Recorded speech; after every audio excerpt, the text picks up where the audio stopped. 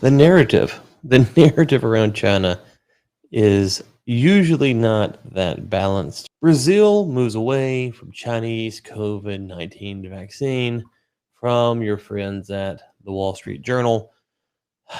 Okay. This is the least surprising headline ever, and you will see these again and again and again. Let's paint the narrative. The narrative was that China, through vaccine diplomacy, was going to take over the world or something like that. Wrong, because China doesn't produce good quality products. This is the part of the Chinese diplomacy that always gets left out. They don't usually produce consistent, high quality products. And because of that, you're talking about vaccines and people's lives being on the line. Take those out. What is it that's going to happen? Well, you could have some governments that are corrupt, and those governments say, whatever, get the cheapest vaccine from China or from wherever we can, give it to the people who lives, who dies, who dies. What do I care? That is a viable potential. And some nations will do that. But some, just some, will say, that crap you're giving us ain't working. And people are dying. They're getting sick. Our hospital costs are outrageous. We have to do something here. And what we can do is go to the US or some other nation and get the COVID-19 vaccine. According to the Wall Street Journal, the Delta variant is really putting a whooping on that Chinese vaccine. The government has said it won't recommend the CoronaVac, that's the Chinese vaccine, for a third booster shot. Now, take this into consideration. The Chinese shot accounted for 80% of administered doses during the first 2 months of Brazil's immunization campaign earlier this year. 80% came from China, but now accounts for fewer than 35%. 80% to 35%. Brazil bought 100 million doses of Sinovac, nearly all which have been delivered.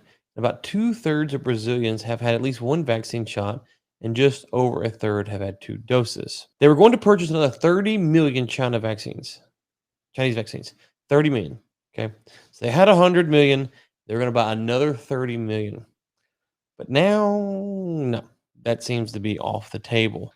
The health minister, Marcel, cannot say that last name, so I'm going to try, said during a television interview last week that the government no longer recommends using CoronaVac as a booster dose, recommending Pfizer instead. What now? Vaccine diplomacy, is it dead? No, that's still a thing. People still talk about that.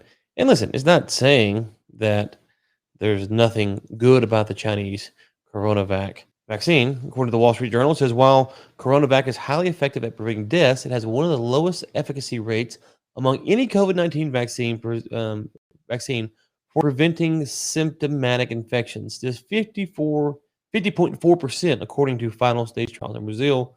This makes it harder for countries to bring down total case numbers and thereby transmission.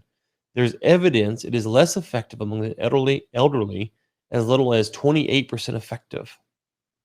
Those 80 and over. It doesn't make sense to buy this vaccine anymore from Brazil. So, vaccine diplomacy. Sure, they'll score some points. Sure, they scored some early points. Some people will be thankful for what China did early on in the race. But as it goes on, as the vaccine efficacy wears down, it's not as effective as they're promised, so too goes their credibility. And this is the problem that China has. They cannot produce high quality goods. It can be free, but if it's going to kill you, who cares?